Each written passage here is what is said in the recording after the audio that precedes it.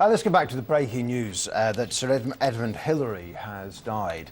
This news coming through to us just a few moments ago from the Reuters news agency, quoting the wires in New Zealand. Hillary was a New Zealander and the first to climb Everest in May 1953, although that, of course, was with his Sherpa, Tenzing Norgay, always a question over which of the two had actually got to the top first. But let's look back on Edmund Hillary's life with this news coming through to us just a few moments ago.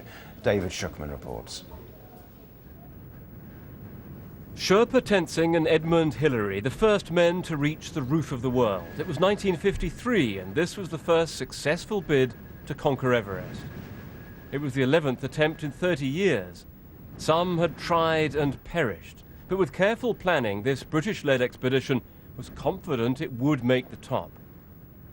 On the 29th of May, Hillary and Tenzing set off for the final assault. Well, I cut round the back of one ridge and the summit never seemed to be coming any closer. But finally, I cut round the back of another one, and there was a little rounded cone above us, and I knew it was the summit. The pictures from the summit were sent around the world. But it was in Britain that they made the largest impact. The news reached London in time for the coronation. This is the BBC Home Service. Here is the news. Mount Everest has been conquered by members of the British expedition. Years later, Hillary spoke of that moment of conquest. Being on top, for me, was nowhere near perhaps as tremendously exciting as many people would expect. We were tired. We'd sort of laboured up the last slopes.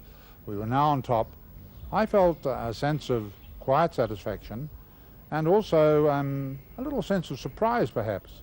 Hillary was knighted and then used his celebrity to help the Sherpas of Nepal to build schools, hospitals and clinics. He took part in other expeditions, but his conquest of Everest was never forgotten. Even the Queen recalled hearing the news. I remember the feelings of excitement when we heard the news that you'd climbed Everest on that special day too. Yes. It was wonderful. Hillary began his working life as a beekeeper, but eventually he became an ambassador, the New Zealand High Commissioner to India. In 2003, on the 50th anniversary of his achievement, he led a procession of summiteers in Kathmandu. He hated the tourists who paid huge sums to be escorted up Everest by Sherpa guides, all too often leaving their rubbish behind. But for climbers from whatever background, Sir Edmund Hillary has proved a lasting inspiration.